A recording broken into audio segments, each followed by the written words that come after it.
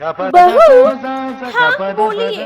बोल रही हूँ कि तुम्हारी ननद तो 14 पार करके 15 में पड़ गई है। शादी करने की कोई मन ही नहीं, उसका राजी ही नहीं होते शादी करने के लिए।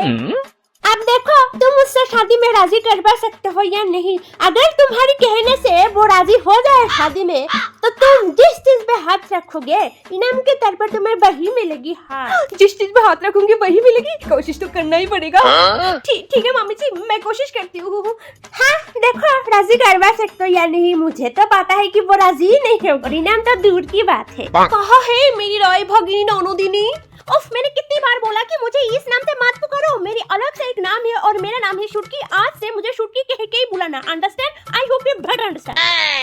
सो मिस शुटकी, मुझे लगता है तुम्हारी शादी ना इस महीने पे ही हो जाएगा, क्योंकि तुम्हारी मम्मी ने लड़का ढूंढना चालू कर दिया। हाँ ओफो, मैंने कितनी बार बोला कि मैं तुम लोगों की पसंद के लड़का के साथ शादी नहीं करूंगी। अगर मुझे शादी करना है ना, तो मैं सिर्फ अपनी पसंद के लड़का की शादी करूंगी, अंडरस्टैंड? चलो ठीक है, पर मैंने सुना है लड़का लोग बहुत अमीर है। उन लोगों के पास बहुत सारा घर है, बहुत सारा पैसा है, बहुत सारा जमीन है, बहुत सारा क्या बोलते हैं, गाय का फार्म है, भैंस का फार्म है, और कुत्ते और बिल्ली का भी फार्म है। हाँ हेलो, सुनो ना, मेरे घर वाले ना मुझे उन लोगों की पसंद के लड़का के साथ शादी करवा रहे हैं।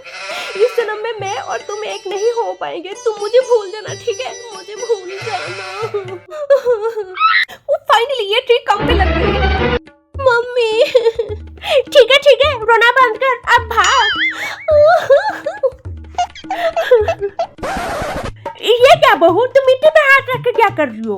अरे मम्मी जी, अभी ने तो बोला था कि मैं अगर आपकी लड़की को शादी में राजी करवा दूं, तो इनाम की तौर पर आप मुझे वही देंगे जिस चीज पे मैं हाथ रखूंगी। हाँ, तो इसलिए तो मैं जमीन पे हाथ रखी हूँ। अब दीजिए, आपका पूरा जायदाद मेरे नाम पे लिखे। मम्मी ये क्या बेटी, तू अकेली क्यों है? जमाई किधर है? और ये तेरा क्या हाल हुआ है? बाहर में जाए तुम्हारा जमाई। तुम लोग ये बोल रही थे ना, उसके बाद बहुत कुछ है, बहुत सारा पैसा है, बहुत सारा जमीन है, बहुत सारा घर है, कुत्ते का फार्म है, बिल्ली का फार्म है, गाय का फार्म है, भैंस का फार्म है, लेकिन उसके बाद तो कुछ नहीं है। बहुत दारू पी के ऐसे ही रास्ते में पड़े रहते हैं। मेरा जिंदगी बर्बाद हो गया। ये तुझे किसने बताया? मुझे तो पहले ही सब पता था कि वो दारू पी के ड्रेन में ऐसे ही पड़े रहते हैं। तुझे किसने बताया? मुझे तो लगा कि सब कुछ तो जानबूझ के शादी में राजी हुआ। किसने बताया मुझे? बोल। क्यों? भाभी ने बोला। भाभी ने क्या झूठ बोला था मुझसे?